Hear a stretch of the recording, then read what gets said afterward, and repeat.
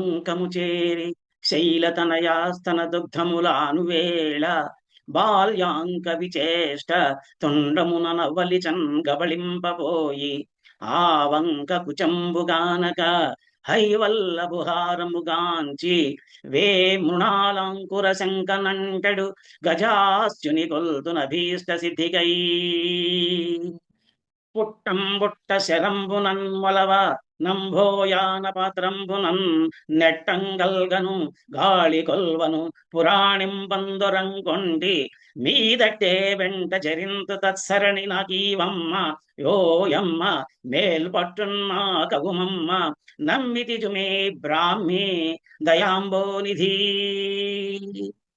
నమ శివాభ్యాం నవయౌవనాభ్యాం పరస్పరాశ్లిష్టవపుర్ధరాభ్యాం నగేంద్రకన్యాం వృషకేతనాభ్యాం నమో నమ శంకర పార్వతీభ్యాం గురుపాఠీనమవై జలగ్రహమవై కోలంబవై శ్రీనృకేసరి వై భిక్షుడవై హయాననుడవై ష్మాదేవతాభర్తవై ధరణీనాథుడవై దయాగుణ గణోదారుండవై లోకముల్ పరిరక్షించిన నీకు మృకెదను ఇలా భారంబు వారింపవే కృష్ణద్వైపాయనం వ్యాసం సర్వలోకహితే రతం వేదాబ్జ భాస్కరం వందే శమాది నిలయం మునిం అఖండమండలాకారం వ్యాప్తం యేన చరాచరం తత్పదం దర్శితం యేన తస్మై శ్రీ గురవే నమః. ఓం శ్రీ మహాగణాధిపతయే నమః. శ్రీ మహాసరస్వత్యై నమః. శ్రీ ఉమామహేశ్వరాయై నమః. శ్రీకృష్ణ పరబ్రహ్మణే నమః. శ్రీ గురుభ్యో నమః. మాతృదేవో భవ, పితృదేవో భవ, ఆచార్యదేవో భవ, అతిథిదేవో భవ. శ్రీ వినాయక శ్రీవాణి శ్రీలతల్లి శ్రీగిరితనయ శ్రీకంఠ శ్రీనివాస పంకజాసన మిముదొల్త ప్రస్తుతించి వ్రాయబోనితి భక్తితో పద్యములను గీతకారుడు నుడివిన గీత పైన. అందరికీ నమస్కారం. నా భగవద్గీత యూట్యూబ్ ఛానల్కి మీకందరికీ సుస్వాగతం. కిందటి భాగంలో మనం శ్రీమద్ భగవద్గీత 10వ అధ్యాయమైనటువంటి విభూతి యోగాన్ని ప్రారంభించుకొని ఆ యోగంని పరిచయం చేసుకుని మొదటి 7 శ్లోకాలు తెలుసుకున్నాం. ఈ భాగంలో మనం 8వ శ్లోకం నుంచి 14వ శ్లోకం వరకు తెలుసుకుందాం.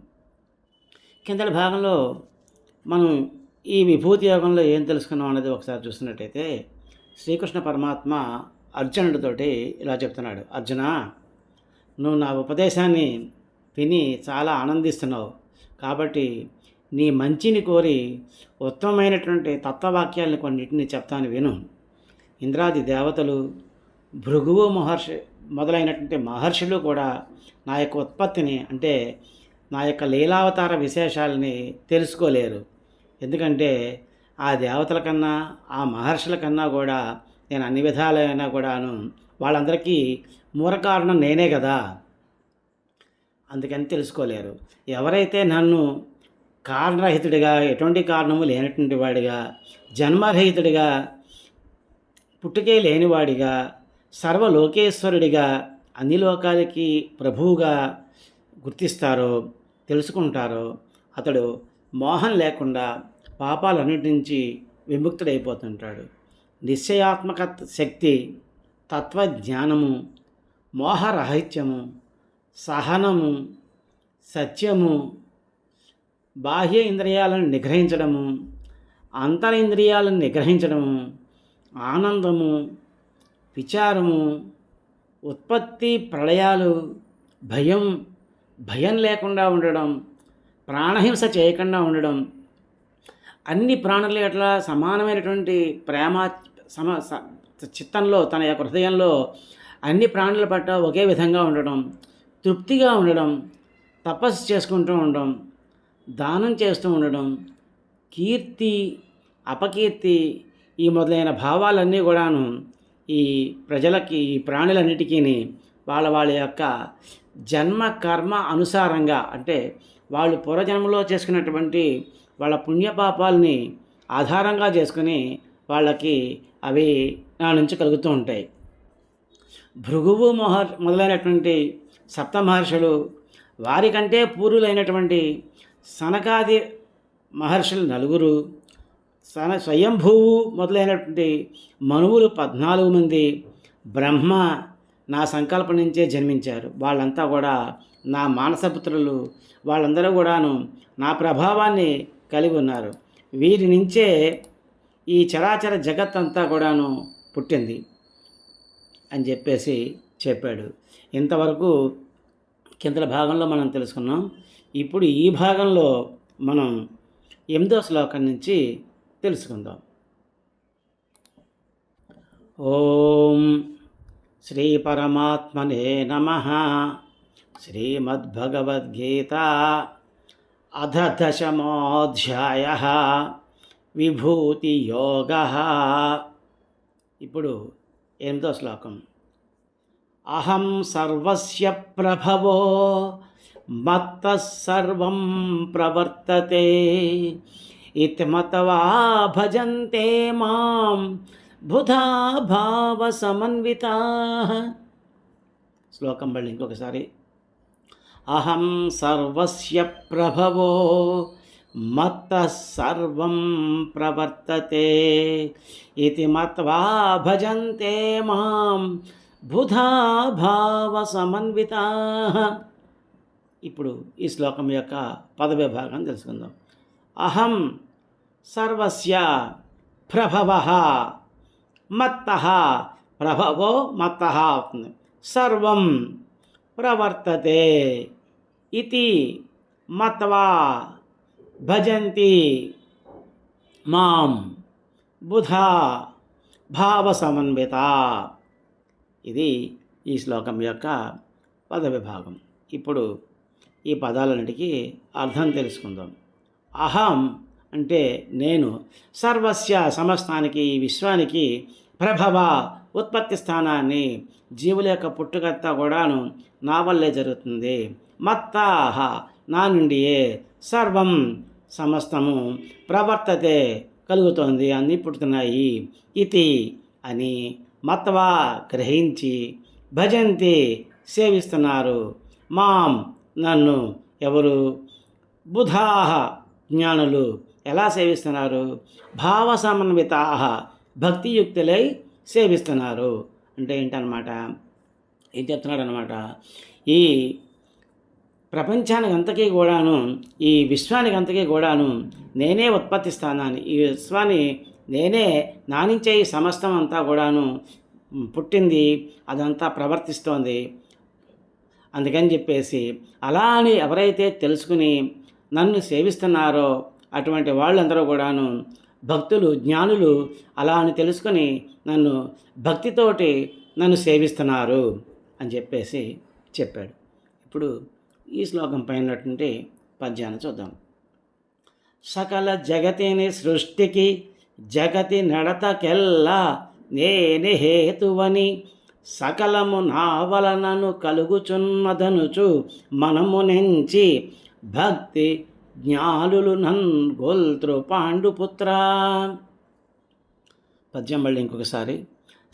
సకల జగతిని సృష్టికి జగతి నడతకెల్ల నేనే హేతువని సకలము నా వలనను కలుగుచున్నదనుచు మనము నెంచి భక్తి జ్ఞానులు నన్గొల్త్రు పాండుపుత్ర. భావం.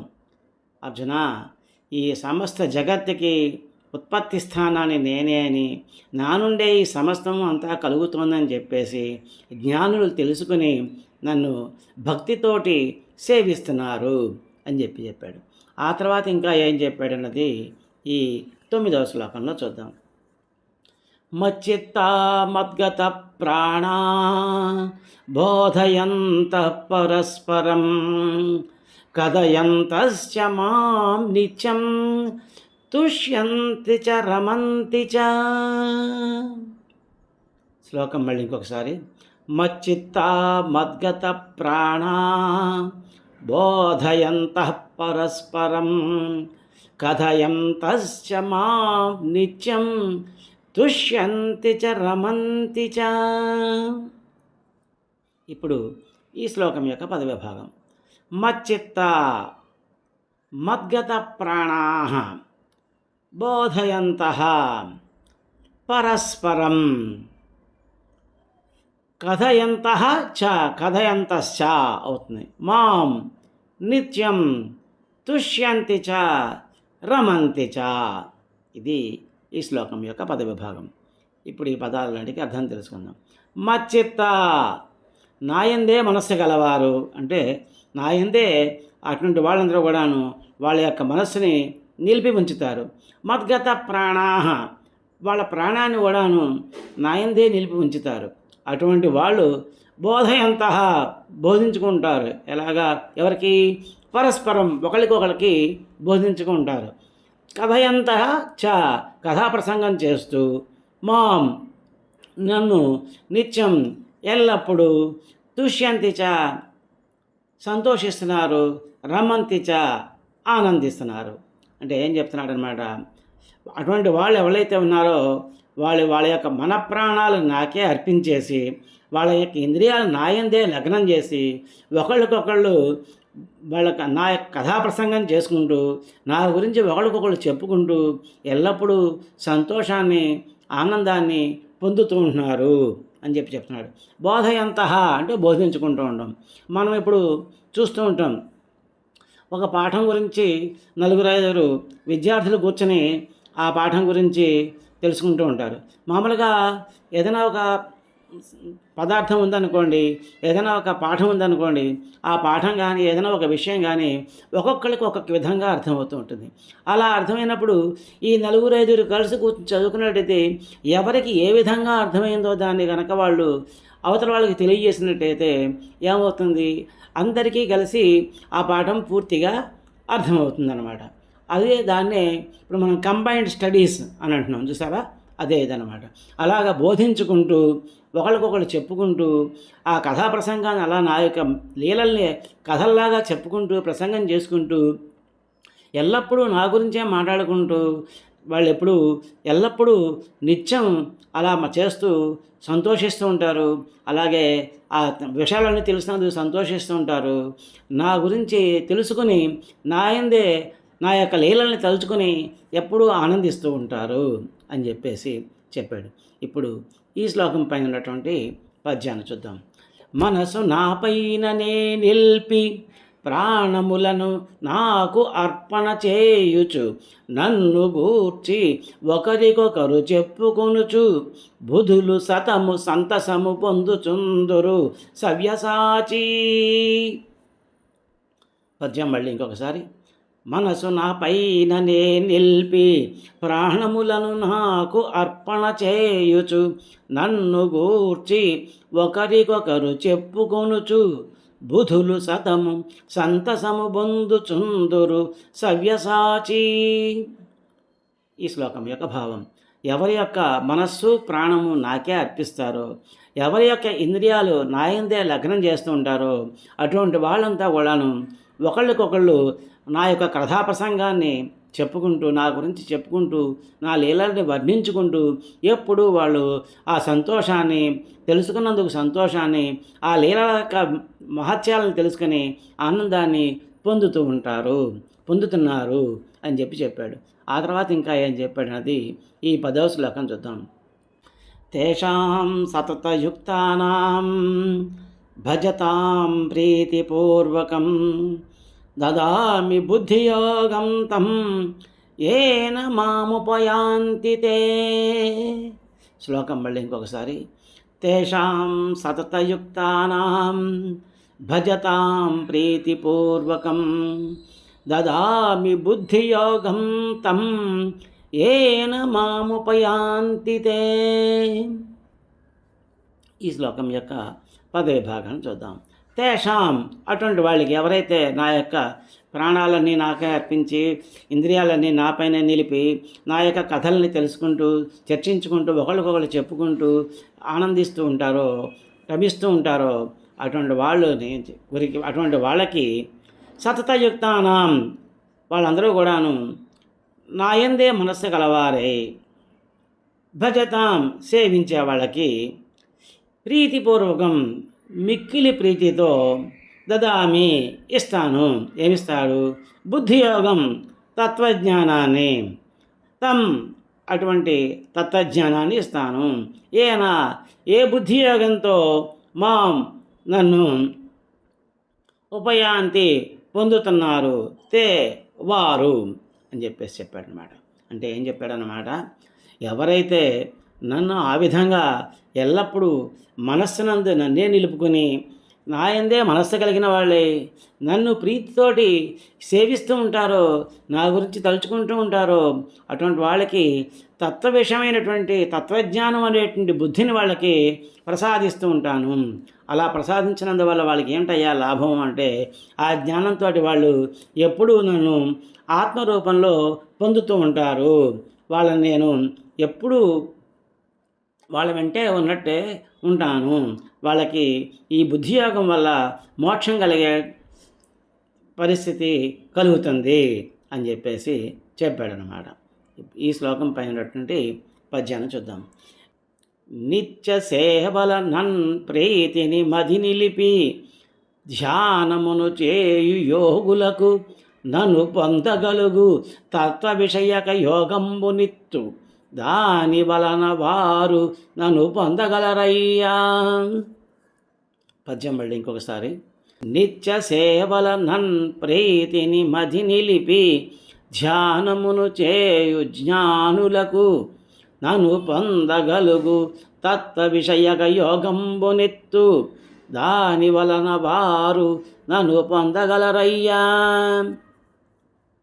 ఈ శ్లోకం యొక్క భావం, ఎవరు ఆ విధంగా మనస్సు నాయందే నిలిపి నాయందే మనస్సు పెట్టి మిక్కిలి ప్రీతితోటి నన్ను ఎవరైతే సేవిస్తూ ఉంటారో అటువంటి వాళ్ళకి తత్వజ్ఞానం ఉండేటువంటి బుద్ధిని వాళ్ళకి ప్రసాదిస్తాను.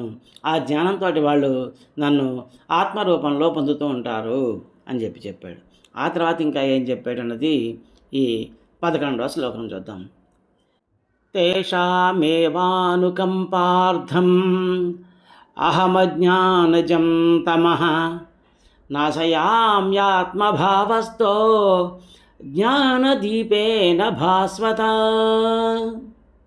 శ్లోకం మళ్ళీ ఇంకొకసారి. తేషామేవానుకంపార్థం అహమజ్ఞానజం తమః నాశయామ్యాత్మభావస్థో జ్ఞానదీపేన భాస్వత. ఈ శ్లోకం యొక్క పదవిభాగం. తేషాం ఏవ అనుకంపార్థం, తేషామేవానుకంపార్థం అవుతుంది.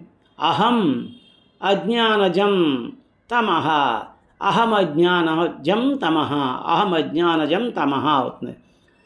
నాశయామి ఆత్మభావస్థః, నాశయామ్యాత్మభావస్థో అవుతుంది. జ్ఞానదీపేన భాస్వత. ఇది ఈ శ్లోకం యొక్క పదవిభాగం. ఇప్పుడు ఈ శ్లోకంలో ఉన్నటువంటి పదాలన్నిటికీ అర్థాలు తెలుసుకుందాం. తేషాం వారి యొక్క ఏవ అనుకంపార్థం అనుగ్రహం కోసమే, అనుగ్రహం నిమిత్తమే, అహం నేను, అజ్ఞానజం అవివేకంతో కూడినటువంటి, అవివేకం వల్ల పుట్టినటువంటి, తమః మోహాంధకారాన్ని నాశయామి నాశనం చేస్తున్నాను. ఆత్మభావస్థ వాళ్ళ బుద్ధి అందు నెలకొని జ్ఞానదీపేన వివేకం అనేటువంటి దీపం చేత భాస్వత స్వయం ప్రకాశం కలిగినటువంటి. అంటే ఏం చెప్తున్నాడనమాట, ఇందాక చెప్పాడు కదా, ఎవరైతే ఉంటారో నన్నే ఎప్పుడు ధ్యానిస్తూ ఉంటారో, మనసునందు నన్నే చెప్పుకుని ఉంటారో అటువంటి వాళ్ళకి నేను తత్వజ్ఞానం అనేటువంటి జ్ఞానాన్ని ప్రసాదిస్తాను అని చెప్పాడు కదా.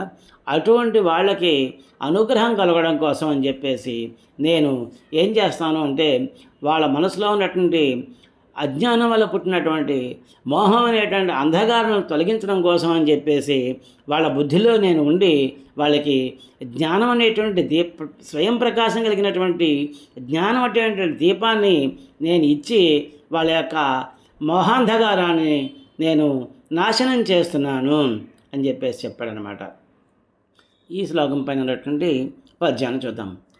అట్టి వారిపై దయచూపగాను నేను వారి బుద్ధి అందుండుచు వారి జ్ఞాన జ్యోతి వెలిగించి అజ్ఞానమౌ తిమిరమునంత పూర్తిగా తొలగ చేసేదను పార్థ. పద్యం మళ్ళీ ఇంకొకసారి.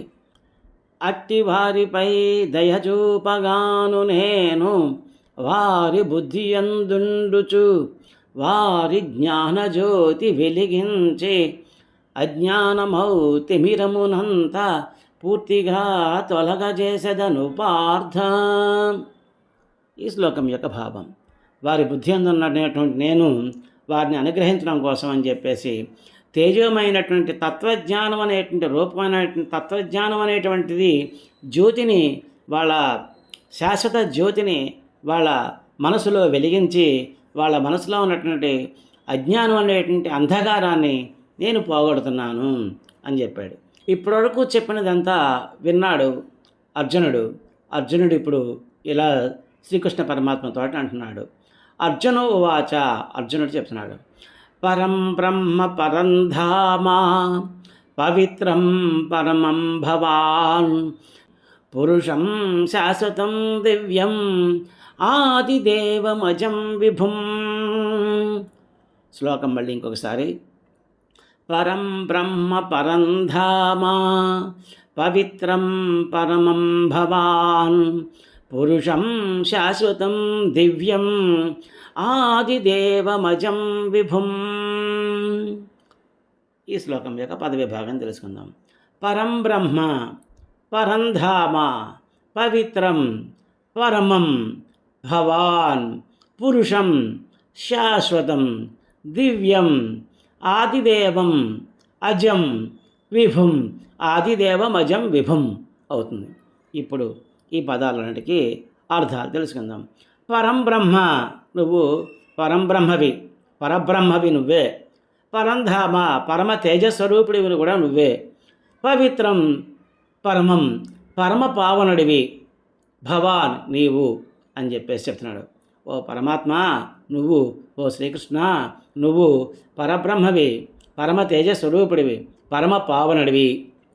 పురుషం, పురుషుడిగాను, శాశ్వతం సనాతనుడిగాను, ఎప్పటికీ ఉండేవాడిగాను, దివ్యం దివ్యమైనటువంటి ఆదిదేవం ఆదిదేవుడిగాను, అజం పుట్టుకయే లేనటువంటి వాడివిగాను, విభుం సర్వవ్యాపివి అని చెప్పేసి నేను అనుకుంటున్నాను అని చెప్పేసి ఆ పరమాత్మని స్తోత్రం చేశాడనమాట. ఏమని చెప్పాడనమాట, ఓ పరమాత్మ, శ్రీకృష్ణ పరమాత్మ నువ్వు పరబ్రహ్మవయ్యా, నువ్వే పరమ తేజస్వరూపివి, నువ్వు పరమ పావనుడివి, పురుషుడివి, సనాతనుడివి, దివ్యమైన వాడివి, ఆదిదేవుడివి, జన్మరహితుడివి, సర్వవ్యాపివి అని చెప్పేసి చెప్తున్నాడు అనమాట. ఇప్పుడు ఈ శ్లోకం పైనటువంటి పద్యాన్ని చూద్దాం. నీవు పరమ పావనుడవు, నీవు ఆదిదేవుడవు, పరబ్రహ్మవు, దివ్య పురుషుడవు, పరంధాముడవు, నజుడవు, సనాతనుడవు, సర్వవ్యాపివి నీవనుచును దేవా.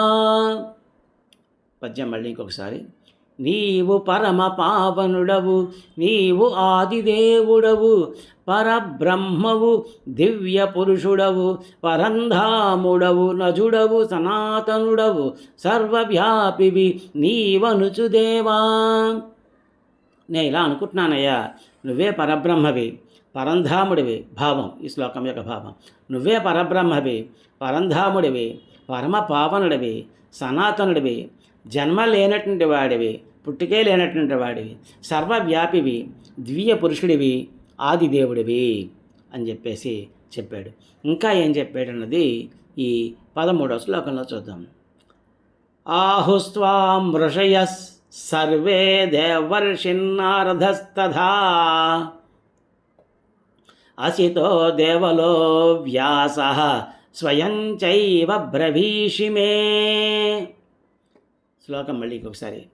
ఆహుస్త్వాం ఋషయః సర్వే దేవర్షిర్నారదస్తథా అసితో దేవలో వ్యాస స్వయం చైవ బ్రవీషి మే. ఇప్పుడు ఈ శ్లోకం యొక్క పద విభాగాన్ని తెలుసుకుందాం. ఆహుహు త్వాం ఋషయః సర్వే. ఆహుస్వాం ఋషయః సర్వే అవుతుంది. దేవర్షిః నారదః తథా. దేవర్షిర్నారదస్తథా అవుతుంది. అసితః దేవలః వ్యాసః. అసితో దేవలో వ్యాసః అవుతుంది. స్వయం ఏవచ స్వయం చైవ అవుతుంది. బ్రవీషి మే. ఇది శ్లోకం యొక్క పద విభాగం. ఇప్పుడు ఈ పదాలన్నిటికీ అర్థం తెలుసుకుందాం. ఆహుహు అలా అని చెప్తున్నారయ్యా. ఏమని చెప్తున్నారు? త్వాం నేను గురించి ఏం చెప్తున్నారు? ఋషులు చెప్తున్నారు. సర్వే ఋషులందరూ కూడా చెప్తున్నారు. దేవర్షి నారద దేవర్షి నారదుడు కూడా చెప్తున్నాడు.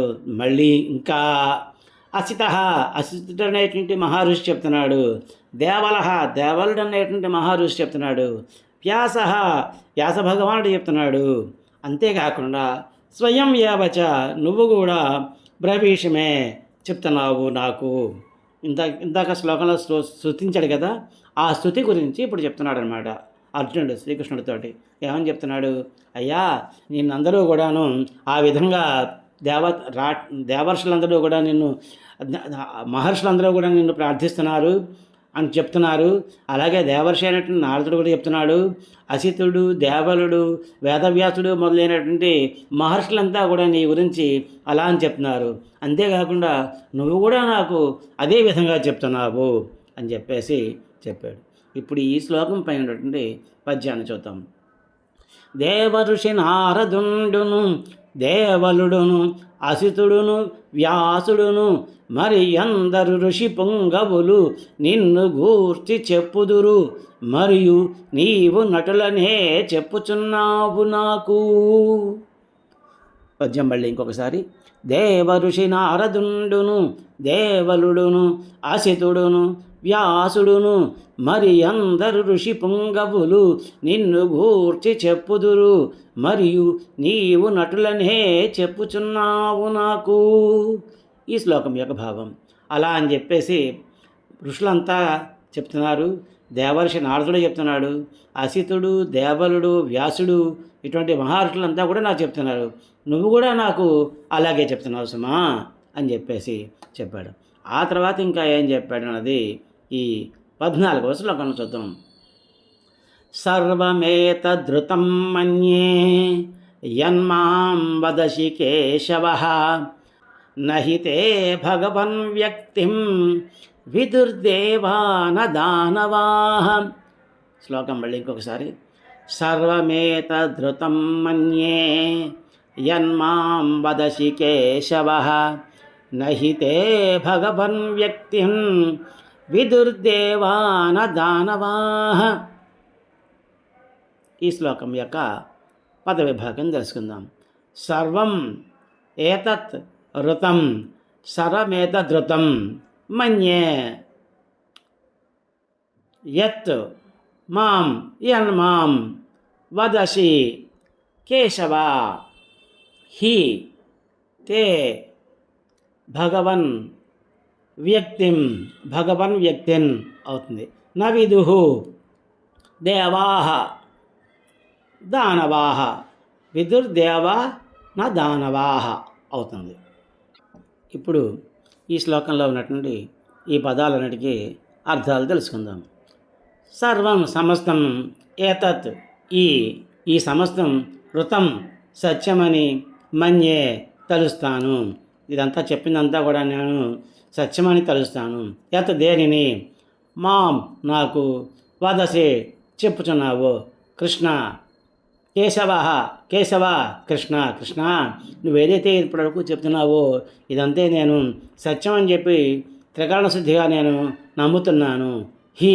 ఎందుకంటే తే నీ భగవన్ ఈశ్వర వ్యక్తిం ఆవిర్భావమును న విదుహు ఎరుగరు దేవాహ దేవతలు, దానవాహ దానవులు.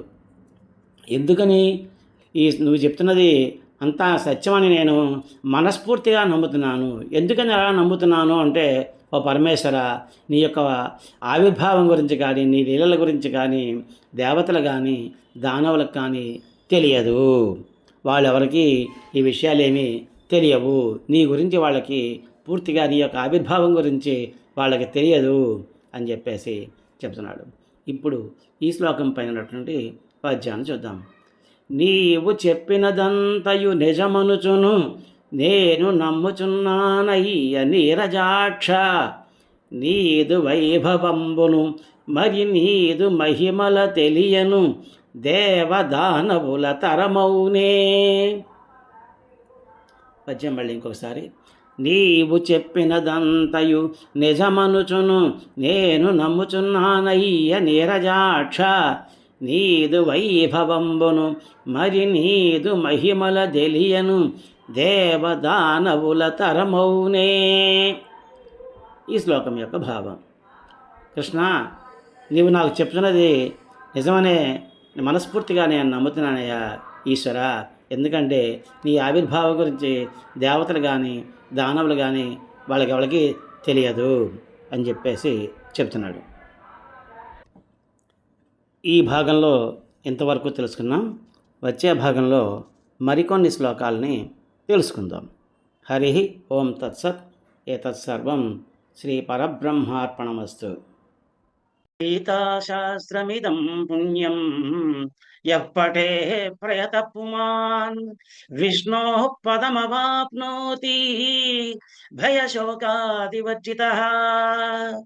ఈ గీతాశాస్త్రాన్ని ఎవరు పఠిస్తారో వారు భయము శోకము లేకుండా విష్ణు సాహిత్యమును పొందుతారు. అసతోమా సద్గమయ తమసోమా జ్యోతిర్గమయ మృత్యోర్మా అమృతంగమయ. ఓం శాంతి శాంతి శాంతి. ఓం యదక్షరపదభ్రష్టం మాత్రాహీనం చ యద్భవేత్ తత్సర్వం క్షమ్యతాం దేవా నారాయణ నమోస్తుతే.